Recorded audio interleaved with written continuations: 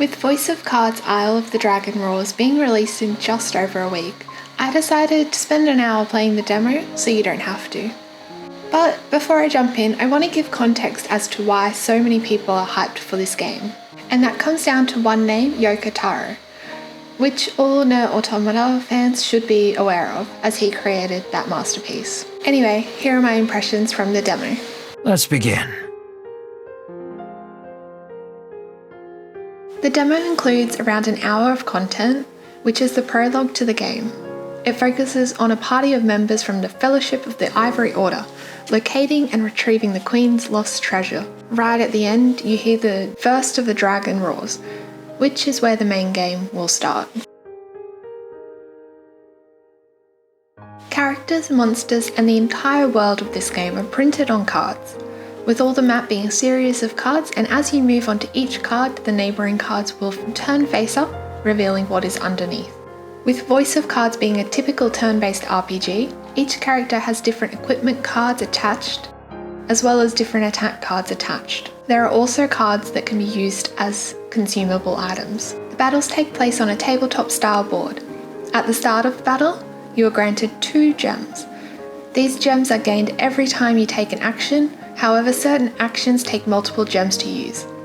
In the demo, I always had enough gems to use any action, so hopefully the full game will have more expensive skills that will require some strategy to use. Each of the character cards also showcases the attack and defense of those characters, as well as the health points on the bottom of the card, so you can easily keep track of how to attack and how much health each character and each enemy has. Overall, the battles were a breeze in the demo, with the party feeling slightly overpowered in every encounter. During the demo, you also get access to a minigame. It is an easy game to understand. You draw 4 cards, then out of those you need to create a set of 2 or more cards. These can either be cards of the same number or cards in numeric order, for example cards 6, 7 and 8. I found this little minigame surprisingly fun, and it would be nice if the full game includes different types of minigames like this to break up the gameplay style. With the gameplay, I did notice an issue though with the loading times on the Nintendo Switch, which is where I played the demo.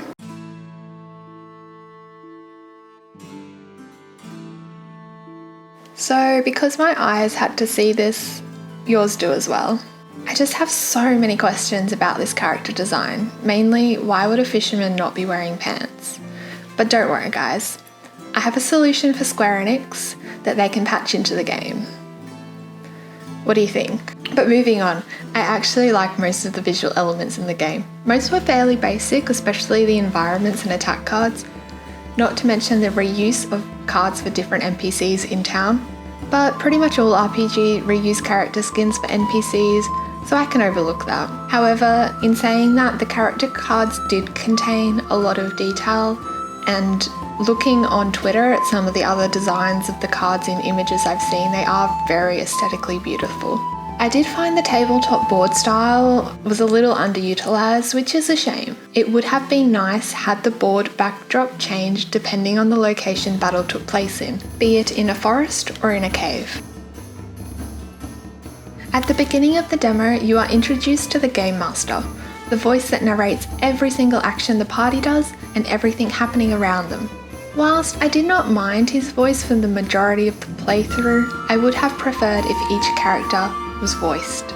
The sound design in this game is impressive, from the subtleties with the cards flipping to the dice rolling, even the sound of the gems clanking together. It all works so well when paired with the music.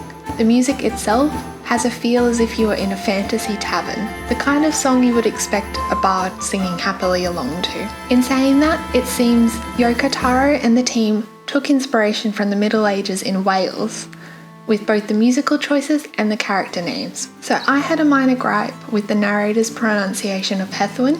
He pronounces it as follows. The older man is the picture of courtesy, as he genuflects and introduces himself as Hedwin, when it should be more like Hethwin.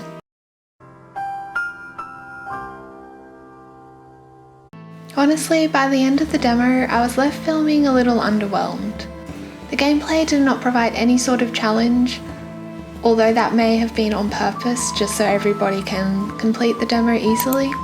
But as I am sitting on the fence, let me know in the comments whether I should give the full game a go or not.